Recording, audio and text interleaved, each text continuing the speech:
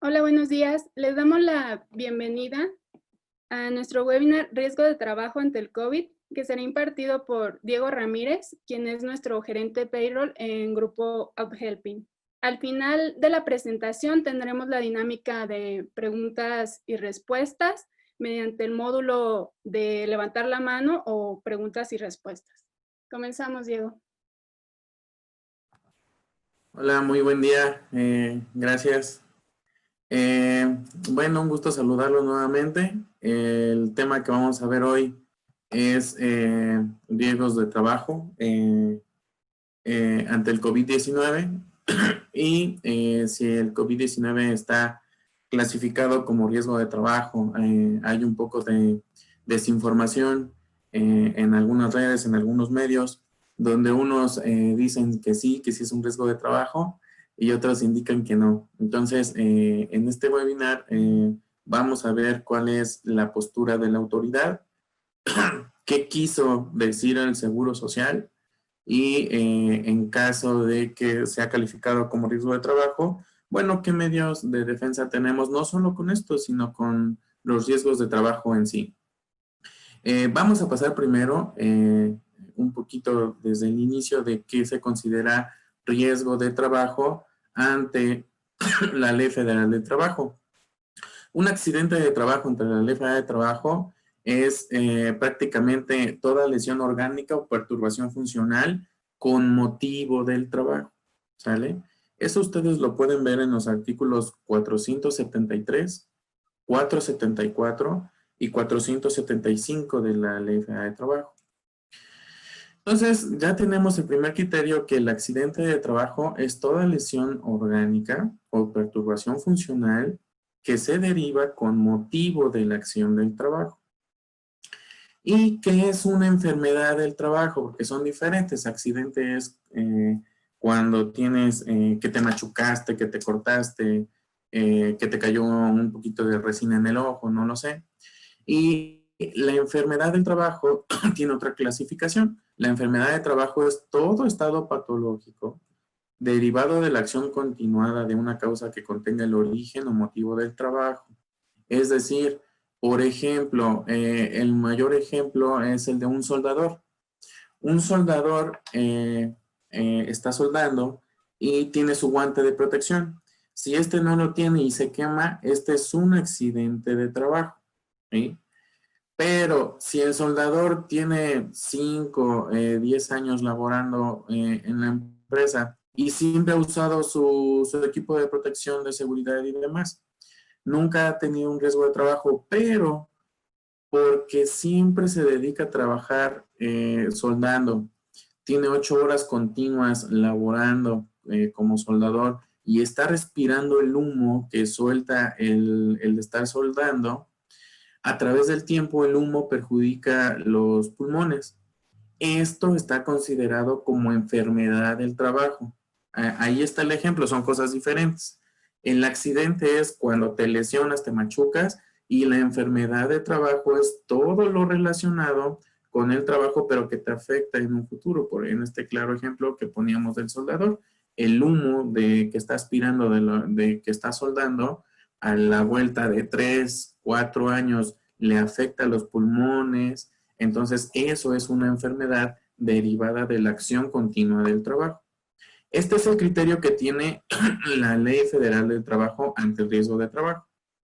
Entonces, tenemos que, para que sea clasificado como riesgo de trabajo ante la Ley Federal del Trabajo, tiene que ser un accidente nativo en el centro de trabajo o tiene que ser una enfermedad desarrollada, pero por consecuencia de ejecutar un trabajo. Entonces, hasta ahí tenemos esa definición. Luego, vamos a ver qué definición nos tiene la Ley del Seguro Social. La Ley del Seguro Social encuentra en estas definiciones en el artículo 41, 42, 43, 44, 45 y 46 de la Ley del Seguro Social. Estas definiciones prácticamente se basan con base en lo que indica la Ley Federal del Trabajo. Recordemos que en algún otro webinar ya habíamos indicado que nuestra Ley Federal del Trabajo es tan robusta que alimenta diferentes leyes a nivel nacional, alimenta las otras 3 leyes federales de trabajo, alimenta la ley del Seguro Social y alimenta la ley del Infonavit y alimenta o complementa un poco la ley del impuesto sobre la renta. De la misma ley de trabajo se saca también la ley de ayuda alimentaria de los trabajadores, en sí, más leyes, ¿no? Entonces, lo que tutela la ley del Seguro Social en los artículos que acabo de mencionar, del 41 al 46 prácticamente, es, se considera accidente de trabajo, prácticamente vamos a leer lo mismo, toda lesión orgánica o perturbación funcional que se ejerce por hacer el trabajo, el motivo del trabajo. Tenemos la misma definición, está escrito en la ley. Enfermedad de trabajo hace también la diferenciación tal cual como está en la Ley Federal de Trabajo, que la enfermedad de trabajo es todo estado patológico derivado de la acción continuada del trabajo. Entonces, para el Seguro Social, estando escrito en la ley, tenemos la misma definición, donde el accidente de trabajo se considera el que se machucó, se pegó, se cortó por estar desarrollando su trabajo, y la enfermedad de trabajo es todo estado patológico que le afectó a futuro por desempeñar el puesto. Acabamos de ver, y yo les acabo de plantear el escenario de un soldador, que ahorita lo vamos a ver a continuación, pero podemos estar hablando de una persona que trabaja con solventes, una persona que trabaja con químicos, los que están en exposición a oler este resistor 5000, o sea, hay muchos estados que a la larga, por la misma esencia del puesto, desarrollan enfermedades de trabajo entre los trabajadores que sí están tutelados, como lo vemos en la Ley Federal de Trabajo y en la propia Ley del Seguro Social, que bueno, ya después desencadenan los que son factores de pensiones por tiempos determinados o prolongados, derivado de una acción de enfermedad de trabajo. Si hablamos de un accidente de trabajo, todos sabemos muy bien que cuando es un accidente de trabajo, el trabajador acude al Seguro Social, el Seguro Social llena un formato que se llama, o es mejor conocido como ST7, se llena en un lapso no mayor de 24 a 48 horas para que el trabajador pueda darle continuidad a su trámite, y se supone, digo se supone porque lo vamos a ver más adelante, pero se supone que el Seguro Social, bajo un procedimiento que ellos tienen, te califica como sí de riesgo de trabajo o como no de riesgo de trabajo. No todo es como un sí. Y en caso de que no estés de acuerdo, tienes una defensa, pero lo vamos a ver más adelante y veremos el actuar de la defensa y del protocolo. Ahora, les voy a dejar esta imagen para que sea un poco más gráfico. Yo les hablaba de... el accidente de trabajo es una condición generada por desempeñar el trabajo. Yo les puse el ejemplo de un soldador, que es lo más fácil que se puede dar como ejemplo, y vemos a esta persona. Esta persona está soldando, no tiene guantes de seguridad, ¿no? Por ejemplo, si por la soldadura se llegara a quemar, eso se tipifica como accidente de trabajo. Yo les hablaba del humo. Ustedes pueden ver que cuando está soldando suelta un humo. El humo puede afectar la condición respiratoria del trabajador a la larga por desempeñar el puesto de soldador. Eso se considera enfermedad de trabajo. Ahí están gráficamente los dos ejemplos. Ahora, este ejemplo se los quise poner también porque hay una defensa entre los patrones. Por ejemplo, ¿qué pasa cuando a la persona verdaderamente la capacitaste para usar su protección, su equipo de protección personal, le diste incluso sus guantes y demás, y la persona no lo usa porque le estorba, porque se le hizo tarde, no lo usó y demás, y el no usarlo lo llevó a tener una quemadura, como vamos a situarnos en este ejemplo. A esta persona la capacitaste, le diste su equipo de protección. el cuate, por estar desarrollando su trabajo, no lo utiliza. No lo utiliza o simplemente llegó tarde y no lo utilizó, lo dejó olvidar en su casa, no lo utilizó y eso llevó a que tuviera una quemadura. Bueno, en ese sentido es muy probable y hay un alto índice de porcentaje que el Seguro Social, por ese simple hecho de que ese dentro de tu centro de trabajo se quemó, te lo va a calificar como riesgo de trabajo. Hay un escrito de defensa que echa para abajo esta calificación, aun cuando el Seguro Social ya te lo tipificó como riesgo de trabajo. Y esto es derivado a que una cosa es, ustedes lo saben mejor, pero es el acto inseguro y otra cosa es la condición insegura. En el ejemplo que les di es, tú capacitaste, diste el equipo de protección, pero la persona fue la que no lo quiso utilizar. El escrito de defensa es, yo cumplo con todas las medidas de seguridad, yo cumplo con todas las condiciones de seguridad. La persona hizo un acto inseguro que lo llevó a desencadenar un riesgo de trabajo. Eso es pelearle ante la autoridad, te va a llevar un mes en promedio el trámite, pero vale la pena que lo hagas porque no te incrementa la prima de riesgo de trabajo y esto hace que no te incremente el costo de pagar las cuotas obreros patronales en el próximo ejercicio que le vas a tener que pagar al Seguro Social un año de incremento. Esto es lo que vale y lo que hace la diferenciación cuando hablamos de condiciones inseguras o actos inseguros de trabajo. ¿Sale? Ahora, vamos a tener la definición del COVID. Esto lo encuentran en la página de internet de la Organización Mundial de la Salud. Y dice así, el COVID-19 es una enfermedad infecciosa causada por el coronavirus, descubierto más recientemente en diciembre de 2019, un poquito antes, ¿no? Entonces, fíjense, la definición que da la OMS para el COVID-19 es, primero es una enfermedad infecciosa que es causada por el coronavirus y que está considerada, así lo dice y lo vemos en el tercer párrafo, está considerada una pandemia que afecta a muchos países en todo el mundo. Entonces, ya tenemos la definición de riesgos de trabajo y enfermedades de trabajo por la Ley Federal de Trabajo. Ya tenemos los mismos criterios y ya lo vimos en la Ley del Seguro Social. Ya tenemos una pequeña definición, porque es muy extensa, ustedes lo pueden ver en la página de la OMS. ¿Qué es el COVID? El COVID es una enfermedad infecciosa que se deriva del coronavirus y que está considerado una pandemia a nivel mundial, ¿no?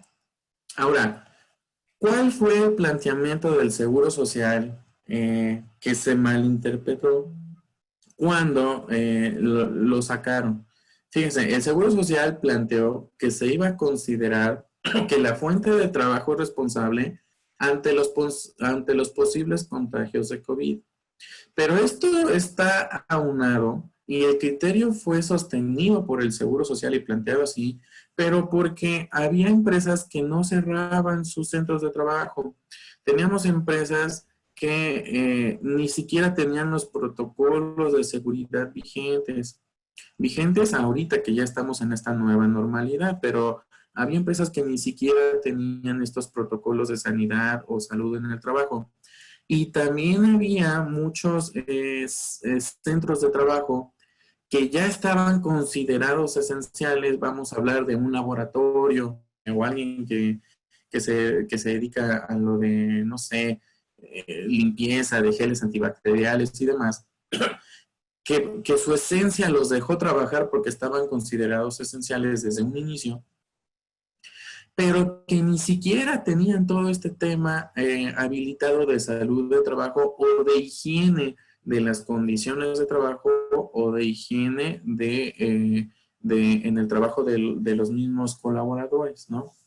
Entonces, en ese fue el sentido del planteamiento del Seguro Social, donde decir, oye, te lo voy a considerar riesgo de trabajo a ti, patrón, si no cierras porque no estás considerado esencial.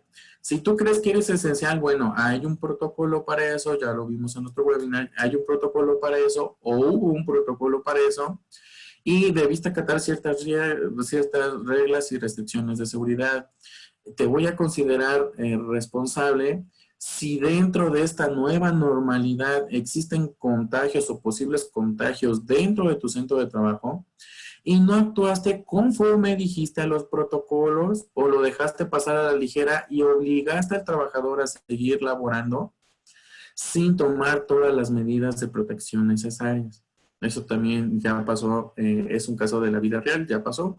Hubo una empresa que tuvo una persona que tenía las condiciones para ser candidato de coronavirus, llegó con ciertos síntomas y la persona, que no fue la empresa, la persona que se dedicaba a esto, lo tomó un tanto a la ligera y les dijo, bueno, pues continúa trabajando, después te vuelvo a checar los síntomas y resulta que estando en la estación de trabajo, pues el cuate ya presentó más síntomas y dio positivo. Entonces ahí ya se puso en riesgo no solamente a la persona, sino a todos los que estaban involucrados y todos los que eran sus compañeros en ese entonces, ¿no?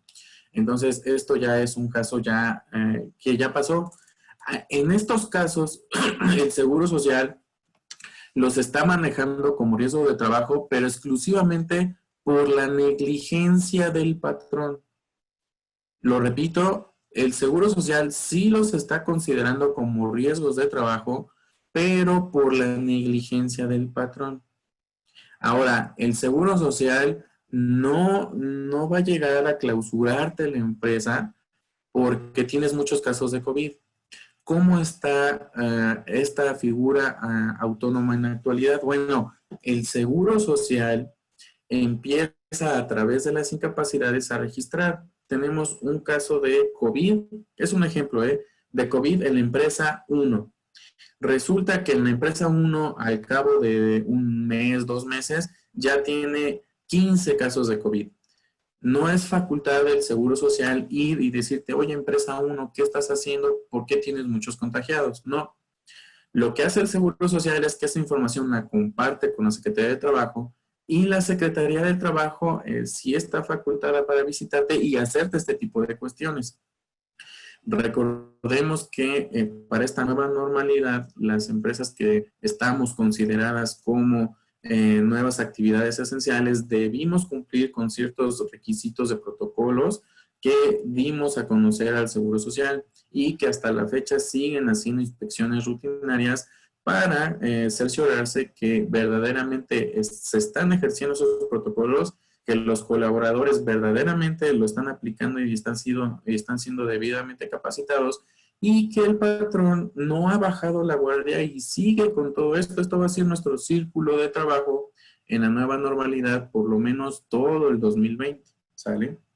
Ahora, llega a la Secretaría del Trabajo y te inspecciona. Si estás haciendo algún incumplimiento, alguna violación, verdaderamente te vas a enfrentar a una multa o a una clausura de manera temporal. Es lo más que te puede pasar, ¿no? Pero el riesgo es mucho. Que te multen, la multa te están en 400,000, 500,000 pesos y la clausura del centro de trabajo es temporal como sanción hasta que hagas todo de la manera correcta como te lo marca la Secretaría del Trabajo y el mismo Seguro Social. Ahora, mira, hablábamos hace rato que existen escritos de defensa. En caso de que el Seguro Social te le llegue a plantear como riesgo de trabajo un posible contagio de COVID en tu fuente de empleo. Hablábamos también hace rato de que un riesgo de trabajo fuera del tema de COVID-19, un riesgo de trabajo también puede ser debatido ante la autoridad porque tú no estás de acuerdo con lo que calificó el médico laboral o el médico de consultorio del IMSS. Y esto es válido, muy poca gente lo sabe, pero es válido hacerlo, debatir con la autoridad ante estos hechos y te lo voy a explicar. El Seguro Social, muy independiente de la ley y su reglamento, tiene otro documento que se llama Procedimiento Administrativo del Seguro Social. Te lo repito, se llama Procedimiento Administrativo del Seguro Social. En este procedimiento administrativo se marca que cuando existe un riesgo de trabajo, El único que tiene la información en ese momento y dada a conocer la teoría es el médico del Seguro Social, a lo que le cuenta la persona que está exponiendo su accidente que tuvo en el centro de trabajo.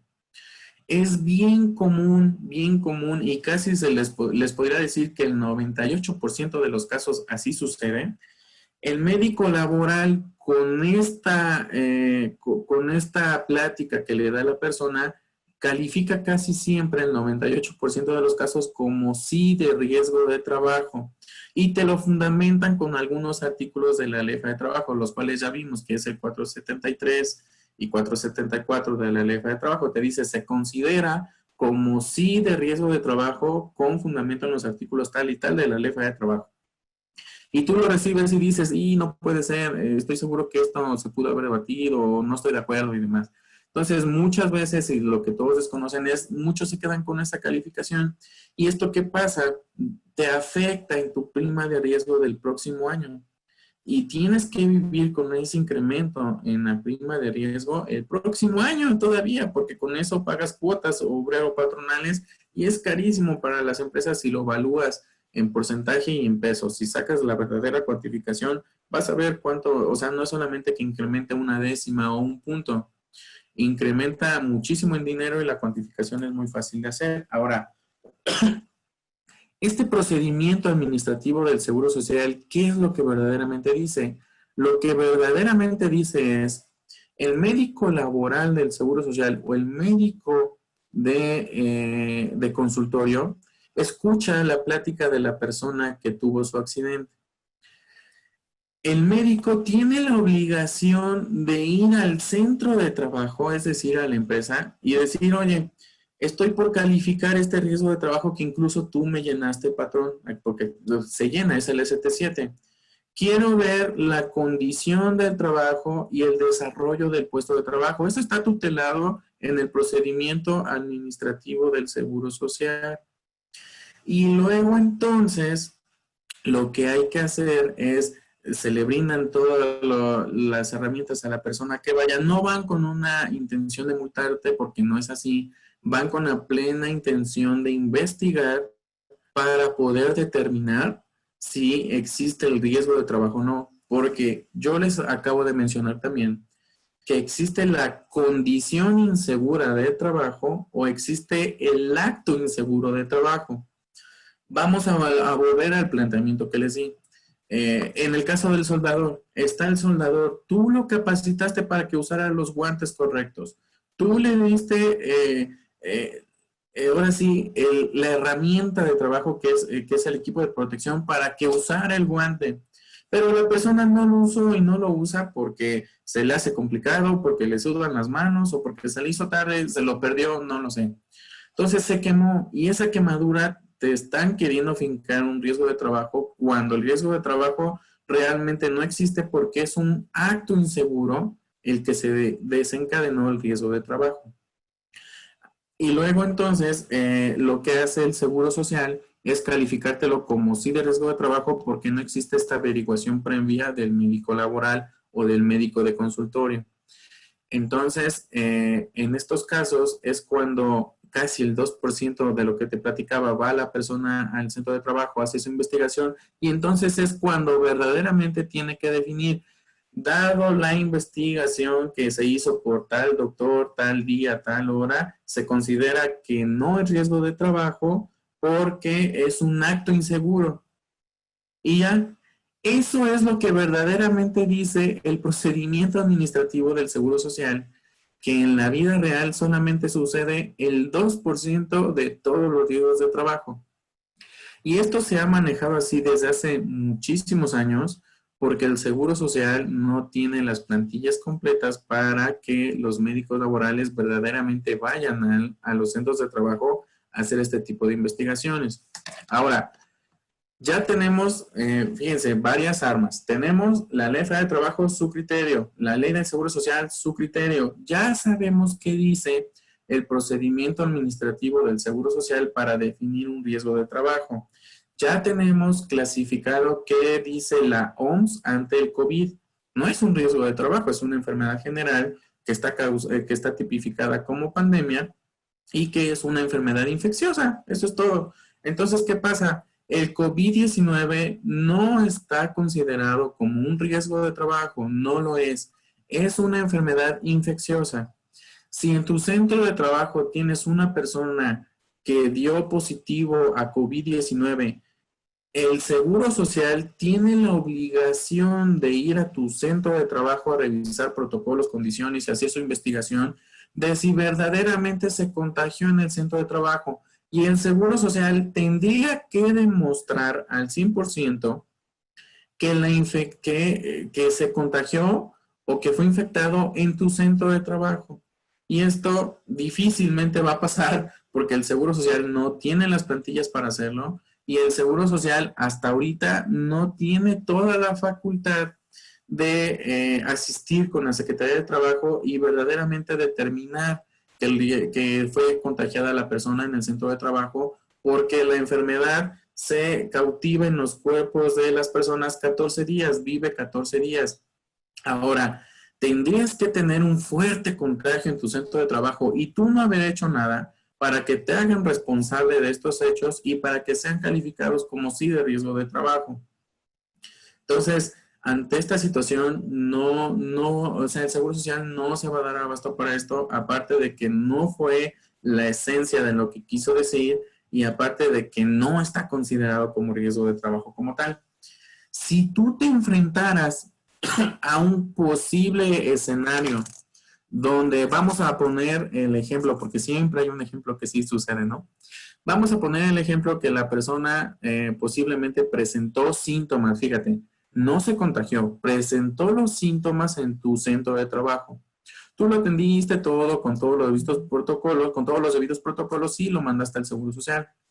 Luego resulta que en el Seguro Social el trabajador dijo, no, pues es que fue en el centro de trabajo, te lo califican como riesgo de trabajo sin previa investigación y nada más te mandan la notificación.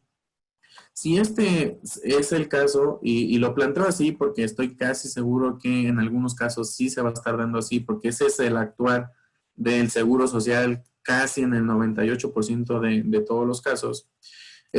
Lo primero es, no te preocupes.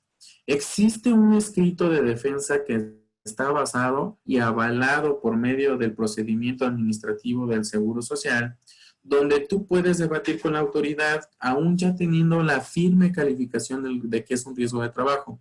Lo que defines es el mal procedimiento y criterio definido para determinar el riesgo de trabajo porque no existió una investigación previa del médico laboral del Seguro Social o del médico de consultorio del IMSS. Entonces, ante esta situación, echas para abajo la calificación del riesgo de trabajo porque no existe averiguación previa y existe una violación al procedimiento administrativo del propio instituto. Con esto te dan a dar una contestación en un lapso no mayor a 30 días, porque eso lo dice su mismo procedimiento, en donde te dicen, está bien, se va a reconsiderar el riesgo de trabajo. En nuestra experiencia, cuando sucede eso, hay dos escenarios. Uno es que te contestan, se va a reconsiderar, te lo bajan como riesgo de trabajo, te lo ponen como enfermedad general y ya no hacen más, porque no tienen personal, o sea, te lo dejan así, dicen, bueno, ya, no es riesgo de trabajo, a pesar de que ya lo pagué como riesgo de trabajo, a pesar de que te lo puse como riesgo de trabajo, te mando otro oficio diciéndote, no, está bien, ya es enfermedad general. Y el otro escenario es el deber ser, es donde sí hemos visto que, no de esto, en nuestra experiencia por otros casos, mandan al médico o a la persona que va a hacer la investigación y entonces ahí es cuando te digo que en esa visita tú brindes todos los elementos. Lo que te van a decir es, quiero ver el puesto de trabajo donde estaba, quiero ver en qué condiciones estaba la persona, quiero ver tus protocolos de, no sé, de salud en el trabajo que tengas y con base en eso se va a llevar posiblemente algunas fotos, algunas copias para el muestreo y terminar de armar el expediente y con base en eso ya definen una nueva calificación. Todo esto pasa en el lapso de no mayor de un mes, mes y medio. Y yo te lo recomiendo como una buena práctica para que no te peguen muchos riesgos de trabajo dentro de tu centro de trabajo que te afecte la prima que le pega las cuotas obreras patronales en los próximos ejercicios, que es el próximo año. El que suba es muy fácil, el que baje sí cuesta algo de trabajo, ustedes mismos lo saben. Entonces yo les confirmo a través de este medio, el COVID-19 es una enfermedad infecciosa que está tipificada como pandemia. No es un riesgo de trabajo, es una enfermedad general, ¿sale? Incluso nosotros lo podemos ver porque los famosos permisos COVID que le dan a las personas son por 14 días, que a la persona le pagan el 60% a partir del cuarto día. Eso es el manejo de una enfermedad general. Hubo personas que recibieron el pago del 100%, pero fue al principio, cuando todavía ni el Seguro Social sabía cómo manejar estas circunstancias. Y también porque no había un criterio muy pleno del Poder Federal de cómo se iban a manejar. Recordemos que también al principio hubo mucha confusión de si mandar al trabajador con el 100% de salario, si lo podíamos negociar, si podíamos manejar paro técnico y mucho. Fue lo mismo para el Seguro Social. No hubo una clara definición, hubo personas que sí se les pagó el 100% y casi estoy seguro que en algunos centros de trabajo está así, calificado como un riesgo de trabajo. Entonces, si es así, todavía tienes el arma de defensa, no te preocupes, no pasa nada. Ahora, ¿cuánto tiempo puede pasar para que tú metas este escrito de defensa? Tienes 3 meses a partir de que te lo tipifican como riesgo de trabajo para que tú puedas ejercer tu derecho de revertir la calificación de un riesgo de trabajo. No solamente por COVID, cualquier tipo de riesgo de trabajo.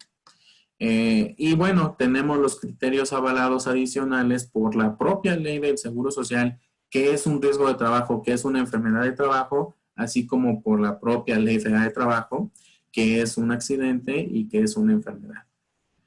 Bueno, de mi parte es todo. Espero que haya sido muy contundente. La verdad es que no le quisimos dar mucha vuelta al tema. Quisimos hacerlo muy explícito y contundente y espero que así se haya transmitido. Iniciamos la sesión de preguntas y respuestas en la cual siéntanse con la confianza y libertad de hacer las preguntas correspondientes.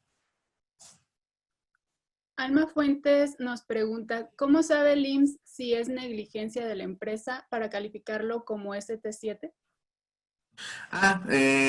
¿Cómo sabe el IMSS si es negligencia? Porque hacen, en el caso o en el supuesto, harían una investigación en lo que les acabo de comentar y a criterio del médico puede pedir hablarte con un porcentaje de trabajadores. Para la Secretaría de Trabajo siempre es el 10%, pero para el Seguro Social, fíjate que no sé qué porcentaje te pidan hablar de tu población de trabajadores y les hace el famoso cuestionario de, oye, ¿te han capacitado? Sí. ¿Es cierto que tienen todos los protocolos? Sí, no, no, ¿cuál está? Entonces ahí definen si hay un diferimiento de opiniones y ahí es donde ven esta cuestión.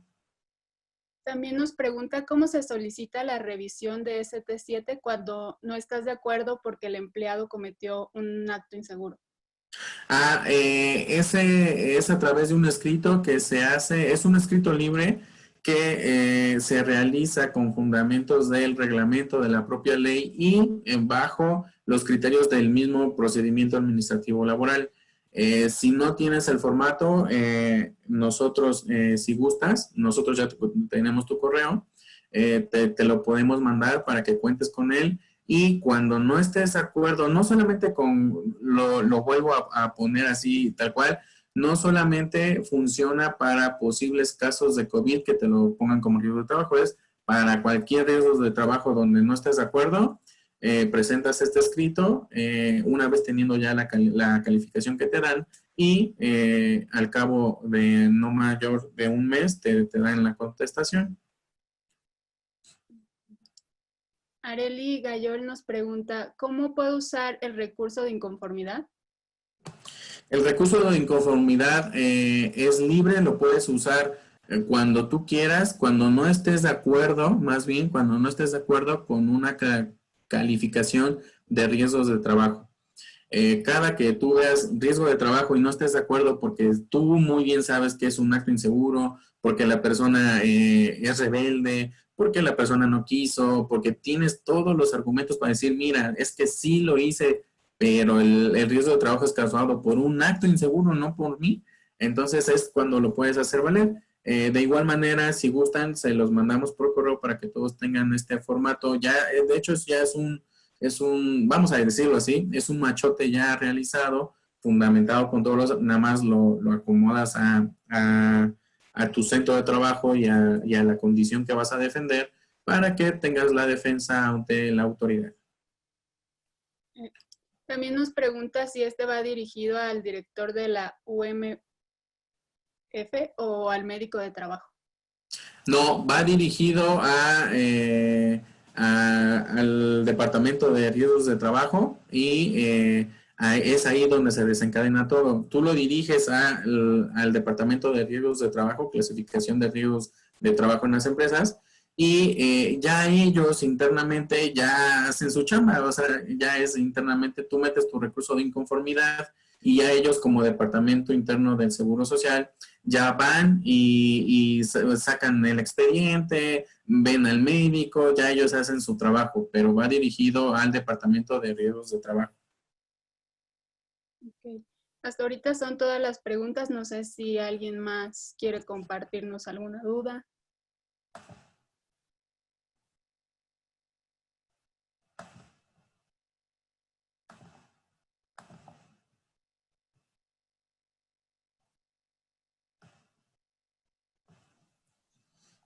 Hola, ¿más tiene alguna duda? ¿O todo quedó muy claro? Con toda confianza.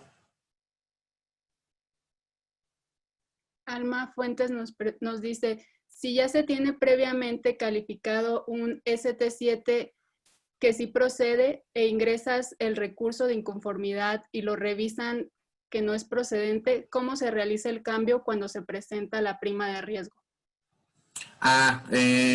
Estos recursos de inconformidad funcionan en un ejercicio completo. Vamos a poner el ejemplo. Es de enero a diciembre. Ahí funciona. Ahí puedes hacer todos los cambios. Acuérdate que a partir de que te lo califican, tienes 3 meses para meter tu recurso de inconformidad.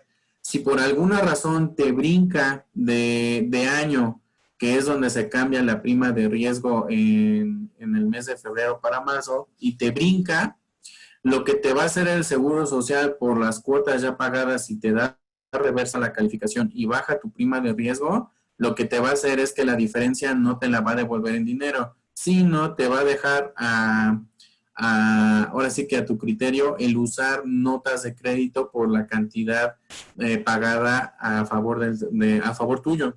Es decir, que pagaste de más. Por esa cantidad te va a decir, pues tienes notas de crédito. Las notas de crédito para aplicarlas al pago sí tienen una caducidad, me parece que es de 45 días por nota de crédito. El procedimiento es tú determinas tu pago normal en el Seguro Social, llevas en una USB el punto SUA y lo llevas a la subdelegación. Entonces en la subdelegación le dices, oye, yo quiero aplicar esta nota de crédito. Ellos en su sistema te aplican la disminución del pago de las cuotas y te dan una hoja para pagar las cuotas del periodo que vayas a hacer como si fuera el pago de unas diferencias. Lo tienes que hacer ese mismo día. Entonces ese mismo día haces el pago y ya queda aplicado el saldo, pero un cheque o una devolución así en dinero tangible no te lo dan. Lo que expiden son notas de crédito que te hacen la disminución al pago que vayas a hacer. Patricia Camacho nos dice, ¿qué pasa cuando alguien tiene un accidente de trabajo, pero manifiesta que se siente bien? Pasan unos días y dice que se siente mal y va al IMSS y menciona este accidente para que le den incapacidad por riesgo de trabajo. ¿Esto procedería? Es bien común ese tipo de prácticas. Desgraciadamente, algunos trabajadores ya están maleados. En algunos casos se presentan estas situaciones y en otros donde a ti como patrón te dicen, no, yo me siento bien, continúo trabajando y tú por la necesidad de tu producción le dices, sí, órale. Y ante el Seguro Social el cuate sigue como si nada y entonces tiene un cobro doble. Ese también se da. En estas situaciones realmente lo que se recomienda es desde un inicio, aunque tengan un accidente o un posible accidente, mándalos al Seguro Social. El Seguro Social, por su práctica, te va a mandar un ST7. El llenado de los ST7 también tienen una figura muy particular. En la parte donde pones, que tú como patrón pongas qué pasó, siempre utiliza la leyenda de sin previa investigación, o utiliza la leyenda de con base en lo que dice el trabajador, y ahí ya te llenas todo lo demás. Se quemó con la flama por no utilizar Areguán, o le pasó esto y esto y esto. ¿Esto por qué? Porque dejas abierta la posibilidad de debatirlo, porque ya estás poniendo tú de que no existe averiguación, o lo estás llenando con base en lo que te dice el trabajador. Si el actuar del trabajador es, no, yo me siento bien y ya me voy a venir a trabajar, tú ya tienes ese papel para cubrirte a ti y decir, ¿sabes qué? No, porque es un ST7 y necesitas tu ST2, que es el alta del riesgo de trabajo, para poder regresar a trabajar. Si el trabajador por alguna razón te dice, no, es que yo ya no voy a ir, tú tienes la facultad de no aceptarlo en el trabajo hasta que tengas ese papel. Yo recomiendo eso, porque una vez teniendo ese papel, aunque no estés de acuerdo con la calificación que dio el Seguro Social, tú lo echas para abajo, la calificación la echas para abajo por este escrito que les vamos a pasar. Pero evitas que el trabajador vaya a tener una posible recaída, o fingir una posible recaída, o evitas que el trabajador haga el mal uso del cobro doble. Te cobra por un lado el salario porque está trabajando, y por el otro en el Seguro Social sigue diciendo que está en incapacidad y el Seguro Social se la sigue pagando. Aurora Villagrán nos pregunta, en caso del personal de salud que labora en empresas como médicos, enfermeras o paramédicos que se contagien de COVID, ¿tampoco aplica como riesgo de trabajo? No aplica como riesgo de trabajo. Recordemos que está considerado como una enfermedad infecciosa. Quiere decir, cualquiera se puede contagiar de COVID-19. Hay un grupo vulnerable de personas que tienen más porcentaje de contagio, pero en estricto sentido todos nos podemos contagiar porque está considerado como una enfermedad infecciosa. Si por el mismo desempeño del puesto de trabajo de los médicos laborales, enfermeras o doctores se llegan a contagiar, sí es por estar desarrollando o desempeñando su labor, pero no se considera riesgo de trabajo porque es una enfermedad infecciosa y es una pandemia a nivel mundial. Brenda Luna nos dice, tengo un trabajador que tiene más de 4 meses con incapacidad. Esto ocurrió por un accidente en el trayecto al trabajo, pero el chico, estando de incapacidad, se fue de vacaciones a la playa. ¿A qué oficina debo dirigirme para preguntar si le darán más días de incapacidad, o hacerle saber lo que hace el trabajador que está incumpliendo lo que dicta el seguro? Sí, este caso yo te podría decir, ya lo tienes con un gran porcentaje ganado. Lo que tienes que hacer es meter un escrito en la clínica donde se está atendiendo para saber si le van a dar más incapacidades. Yo primero te diría, mete el escrito para averiguar en qué situación se encuentra su estado.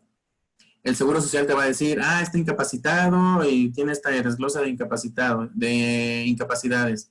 Entonces tú ya metes el otro recurso, el segundo. Y el segundo ya es, oye, ¿cuánto tiempo más va a seguir así incapacitado? Porque la persona posiblemente, nos hemos enterado que está haciendo esto, si es que tienes toda la certeza para hacerlo. Si solamente es un rumor, pues ponlo así. Oye, creo que esta persona está haciendo esto. El Seguro Social lo que va a hacer es revisar su expediente y con base en eso revisar el estado del trabajador, y le van a poner más énfasis con el médico para ver si verdaderamente se está cuidando, siguiendo todo lo que es el historial clínico y demás, o si ya tiene alguna desviación. El Seguro Social, ante este tipo de situaciones ya de desviaciones, lo que hace es turnarlo como enfermedad general y ya no como riesgo de trabajo. Es lo que hace el Seguro Social. La atención no la puede negar. Las incapacidades, si es que lo exige el tratamiento o el riesgo de trabajo o la enfermedad, no lo sé, lo exige, le va a seguir dando incapacidades, pero ya no se las va a pagar al 100. Lo que va a hacer es se las va a turnar como enfermedad general y a ti te va a ayudar, porque algo que ya visualizabas como riesgo de trabajo, al cambiártelo como enfermedad general, aún iniciado como ST7, se considera como enfermedad general y ya no te pega en la prima de riesgo. Creo que ya son todas las preguntas. Ok. Al parecer. Bueno, pues agradecemos su participación en este webinar y les estaremos mandando la presentación y todo el webinar grabado, también los formatos que nos solicitaron. Sí. Y bueno, pues los esperamos en... bueno, no sé, ahorita me acaba de llegar una pregunta. Ok, a ver. De Daniel Saldaña. Dice, para el riesgo de trayecto, si la colaboradora lleva su ST7 hoy, pero el incidente que comenta sucedió el 9 de junio y dentro del ST7 menciona que está bien de salud, ¿qué aplicaría? Bueno, consideremos dos variantes. La primera es el riesgo de trabajo en trayecto. No te pegan en la prima de riesgo porque los riesgos de trabajo en trayectos no forman parte de la siniestralidad de la empresa. Aun cuando hay un criterio de ley donde el patrón cubre 1 hora antes de la entrada al trabajador y 1 hora después al trabajador, no pasan porque son trayectos. La esencia del riesgo de trabajo, ya lo vimos en Ley de Seguro Social y en Ley Federal de Trabajo, es que suceda adentro, ¿no? Esa es la primera variante. La segunda es, si ya pasaron algunos días, no te preocupes, lo que va a decir el Seguro Social es, sí, está muy bien y ya no pasó nada, pero como ya pasó de las 24 a 48 horas para que la persona le diera seguimiento, ya el IMSS no tiene la obligación de fincártelo como riesgo de trabajo. Lo más seguro es que te lo manden como una enfermedad general. Ahora, si en el mismo formato el Seguro Social dice, la persona a pesar de que tuvo su accidente en trayecto está bien, ahí mismo te van a poner, se puede presentar a trabajar o en el mismo momento le van a dar el ST7 llenado y en el mismo momento el ST2 o ahí mismo te van a decir, ya no ocupa ST2 porque está bien, no pasó nada, nada más cuenta como registro, ¿no? También María Fernanda nos pregunta si el personal vulnerable tiene que tramitar un permiso de incapacidad. Si el personal vulnerable se llegara a contagiar de COVID-19, se supone que el personal vulnerable ahorita no está trabajando. Si se llega a contagiar es fuera del centro de trabajo. Entonces, sí puede tramitar el famoso permiso COVID-19. No te va a afectar en nada, simplemente si tú le estabas pagando el 100%, tenías ya un acuerdo de reducción de salario o jornada y le pagabas menos, lo que va a hacer este permiso es que durante esos 14 días va a funcionar como una incapacidad, o sea, no le vas a pagar nada hasta que se acabe su incapacidad de permiso COVID, ¿no? Por así decirlo. Pero eso es lo que sucede. Ahora, un dato muy importante es estos permisos COVID-19. Nosotros sabemos que cuando una persona tiene un riesgo de trabajo, se registra en la página de la Secretaría del Trabajo. Ustedes lo saben. Estos permisos COVID-19 no se registran en la página de la Secretaría del Trabajo. No se vayan a confundir y por favor no los vayan a registrar porque recuerden, se registran exclusivamente los que son riesgos de trabajo. Estos no son riesgos de trabajo. Okay. Patricia Camacho nos dice, si el riesgo de trabajo por trayecto solo cubre 1 hora antes y 1 hora después, ¿qué pasa cuando haces más tiempo de eso por la distancia entre casa y trabajo? Por ejemplo, traslado de un estado a otro. No pasa nada. Lo que quiere determinar la ley es que si la empresa pone a disposición transporte, haga extensivo también o sea, que se cubra la extensión del transporte. Como el transporte es variado, puede, como este ejemplo, pasar de estado a estado o salen a las 4 de la mañana para entrar a trabajar a las 6. Entonces lo que hicieron fue decir, que cubra una hora antes y una hora después. Entonces, yo te diría, no pasa nada. Lo único que sí es que el Seguro Social, aunque no cubra la hora, siempre te lo va a calificar como trayecto. Pero recuerda que los trayectos no te afectan tu prima de riesgo. Okay. Bueno, creo que ahora sí ya son todas las preguntas. Vamos a ver. Bueno, Carolina Fonseca. Si tengo un colaborador que tiene un puesto que no implica cargar más de 25 kilos y en una ocasión el colaborador golpeó una puerta por ansiedad de que se le cerrara con el pie y 3 meses aproximadamente de incapacidad y resulta que le dan diagnóstico de hernia vertebral, pero sabemos que tiene otro trabajo por fuera. No te preocupes, mete tu recurso de inconformidad que te vamos a mandar y ahí tú tipificas que la persona tiene un peso ergonómico de un levantamiento no mayor a 20, 25 kilos. Que el puesto de trabajo, yo te recomendaría antes de que metas este escrito de la función del desarrollo, de manera muy práctica y sencilla, haz el perfil de puesto, si ya lo tienes, ya tienes la ventaja, el perfil del puesto, y ahí anéxale cuál es la carga ergonómica que tiene. Va a cargar cajas de 20, 25 kilos durante cuánto tiempo de su jornada de trabajo. Y esto que alguien te ayude a hacer el promedio de desgaste físico.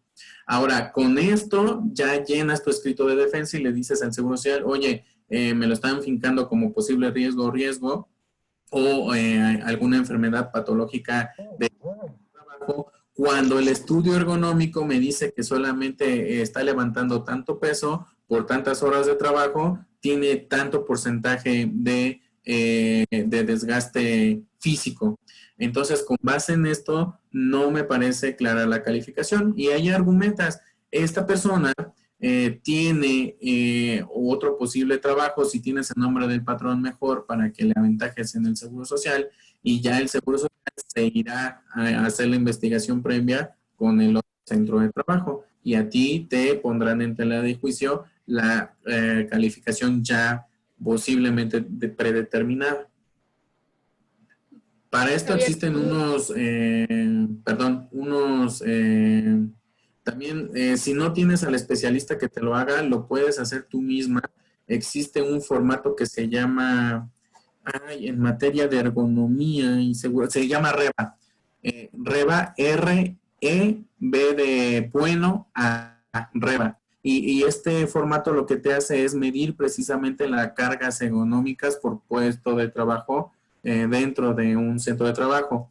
Y este formato te arroja, dependiendo de lo que tú le pongas, una calificación que va del 1 al 10. Y del 1 al 10, este mismo formato tiene una clasificación donde 1 al 3 o 4 está considerado como un riesgo alto, un desgaste físico alto, de 4 al 6 o 7, una cosa así como riesgo medio, y de los números faltantes al 10 como un riesgo bajo. Ese también te puede servir en caso de que no cuentes con algún especialista para que te haga este estudio y de manera muy fácil tú lo puedas hacer, porque el mismo formato te va llevando de la mano, incluso te mide los desgastes ergonómicos por horas de trabajo, la fuerza que le vas poniendo, todo eso tú lo llenas y es un algoritmo dentro del mismo formato que te arroja la calificación. Javier Hernández nos pregunta, ¿por qué no se puede sacar el permiso COVID o incapacidad para los vulnerables? Unos pueden y ahora casi nadie puede. Si así lo había anunciado el presidente, pero en la práctica está siendo muy difícil. Sí, es parte de lo que les decía. Al principio se habían hecho muchas cosas, incluso cometieron, lo voy a poner así, cometieron el error de pagar permisos COVID al 100% cuando ya después lo cambiaron al 60%. Incluso causó molestia a las mismas personas que así adquirieron ese permiso, ¿no? Las primeritas. Es lo mismo ahorita. Se supone que el personal vulnerable no está en el centro de trabajo, está en su casa y se supone que el patrón o le está pagando el 100% de salario o hicieron un acuerdo para pagarle un cierto porcentaje de su sueldo. Ante esta situación, como no está trabajando y está confinado en su casa, los permisos COVID es exclusivamente para las personas que ya están trabajando, porque recordemos, y lo vimos en el webinar pasado, el permiso COVID tiene dos funciones elementales. Uno es que el trabajador conserve su empleo. Recordemos que para la ley federal de trabajo, si una persona tiene más de 3 faltas en un periodo de 30 días, se puede dar de baja sin responsabilidad alguna para el patrón. Este permiso COVID es por 14 días y lo que hace es cubrir que no se consideren faltas o permisos sin goce, ¿no? Y le afecten en otras cosas. Y lo que hace es que el trabajador conserve su empleo. Y la segunda lista es que como está dentro de una suspensión laboral ligado al artículo 42 de la Ley Federal de Trabajo, que son suspensiones laborales, incapacidades del trabajador, y como se prevé que en una incapacidad el trabajador no recibe ningún pago por parte del patrón porque no tiene la obligación, estando en suspensión laboral, entonces este permiso le paga el 60% del salario a partir del cuarto día, que pues es igual que una enfermedad general, te pagan el 60% a partir del cuarto día. Entonces, por ese sencillo hecho es que se considera que el personal vulnerable está teniendo problemas o en algunos casos ya ni siquiera lo deja sacar ese permiso porque se supone que no debe de estar laborando y está confinado en su casa. En algunos estados, y ya la mayoría está adoptando eso, que el personal vulnerable va a regresar a trabajar, pero hasta que el semáforo está en color verde. Patricia Camacho nos pregunta, tengo una trabajadora que regresará de su incapacidad de maternidad, fue cesárea, y gran parte de sus actividades son cargar cosas. Me preguntó que si sus actividades serán las mismas, ¿deberíamos cambiarla de puesto por esta razón o le debería solicitar que extienda su incapacidad si es que no puede cargar? Sí, lo más común para eso es que el mismo Seguro Social, la persona va al Seguro Social por recomendación del patrón y le dice, oye, acércate con el Seguro Social y que ellos evalúen tu condición física. El Seguro Social le hará los estudios pertinentes y saca una pequeña hoja de resolución y ahí dice, oye, la personita fulana de tal ya puede seguir trabajando con estas cargas de trabajo, ¿no? Que ella dice, o con estas jornadas de trabajo, incluso también dice que no puede rolar turnos o cosas así, pero ya hay una instrucción del Seguro Social. Lo que hace la mayoría de los patrones es que lo mandan con el médico laboral, pero el médico laboral es el mismo patrón y el médico laboral saca su determinación, pero no deja de pertenecer a la empresa. Entonces lo que se busca es tener una opinión imparcial. Por eso la recomendación siempre es mándalo mejor al Seguro Social, que el Seguro Social le haga los estudios y el Seguro Social te informará a ti, patrón, si puede continuar o no trabajando, rolando turnos, haciendo cargas o qué condiciones.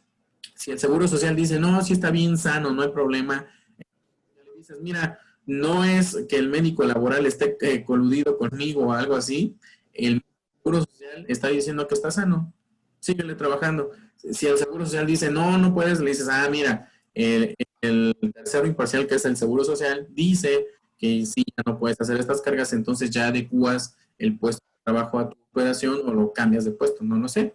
Pero siempre se recomienda que sea alguien imparcial y en este caso, pues sería el Seguro Social. Sobre la pregunta anterior, un espectador nos comenta que el personal vulnerable regresa en semáforo amarillo y que se comentó que es en semáforo verde. ¿Podríamos aclarar? Sí, en la Ciudad de México, Estado de México, Puebla y incluso Querétaro, ya los gobernadores dijeron que es en semáforo verde cuando regresa el personal vulnerable. Jalisco también, perdón, en color verde. En los demás estados no han dado a conocer. Lo que dice el semáforo federal es que en color amarillo, sí es correcto, pero recordemos que también está el semáforo estatal para complicar un poco más la situación y al menos en estas entidades se han dicho que es en color verde. También nos piden si podrías recapitular los periodos que se tienen para interponer recursos de inconformidad una vez recibido el dictamen del ST7. Sí, Mencionaron uno de 90 y otro de 30 días. sí. Cuando te califican un riesgo de trabajo y vas a hacer un recurso de inconformidad, tú tienes 3 meses para inconformarte y el Seguro Social 1 mes para responderte.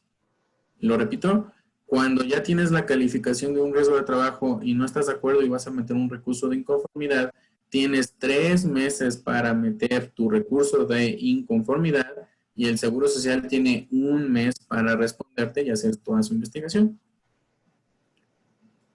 También nos pregunta qué pasa cuando el trabajador no le da seguimiento a la calificación de la ST7 y no recibimos dictamen.